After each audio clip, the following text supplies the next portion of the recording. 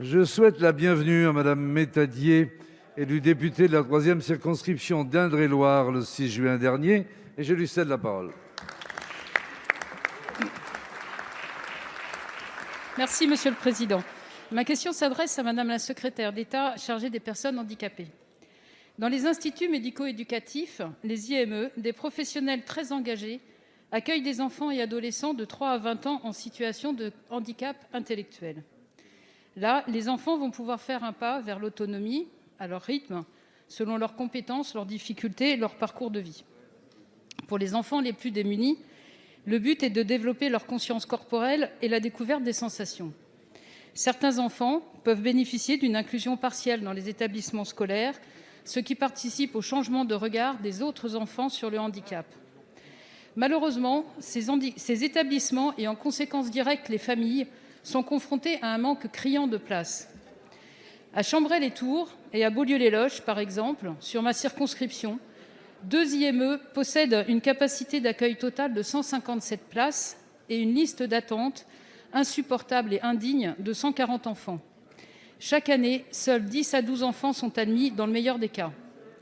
Ce problème se pose partout en France. Pour ces familles en attente, le plus souvent, l'enfant reste à la maison avec les conséquences d'isolement, de manque de soins adaptés, d'obligation de garde par les parents et généralement de démission professionnelle. Bref, la double peine pour les parents et les enfants. Autre difficulté, particulièrement dans le milieu rural, la difficulté de recrutement de médecins, d'orthophonistes, voire d'éducateurs spécialisés, ce qui pénalise les acquisitions de langage, de motricité ou d'autonomie. Pour quelles raisons cette injustice ? Pourquoi ces enfants sont-ils exclus et les familles mises en grande difficulté ? Ma question est simple. Que comptez-vous faire pour répondre aux besoins des familles qui souffrent en silence ? Je vous remercie. Merci. La parole est à Madame Sophie Cluzel, secrétaire d'État chargée des personnes handicapées. Merci, Monsieur le Président, Mesdames et Messieurs les députés. Madame la députée, permettez-moi tout d'abord de saluer votre élection en Indre-et-Loire.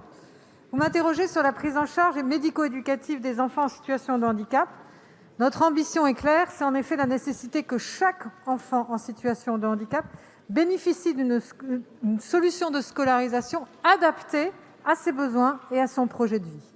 La réalisation de cet engagement passe bien sûr par un renforcement tant qualitatif que quantitatif des solutions médico-sociales en coopération avec l'école de la République. Ainsi, permettez-moi de rappeler que depuis 5 ans, nous avons augmenté le nombre de places tant en établissement IME, IEM, ITEP qu'en service. Le nombre de places en CESAD est passé de 48 000 à 53 000 places, soit une augmentation de 12 %. En établissement, plus 4 %. En Indre-et-Loire, territoire que vous citez, la démographie dynamique et le maintien de public dit amendement Creton, 25 amendements Creton dans les 2 établissements que vous suivez, et n'a pas permis de réduire les listes d'attente. Malgré les augmentations de places d'IME dans l'ensemble de la région, 116 places de plus dans l'ensemble de la région Centre-Val de Loire.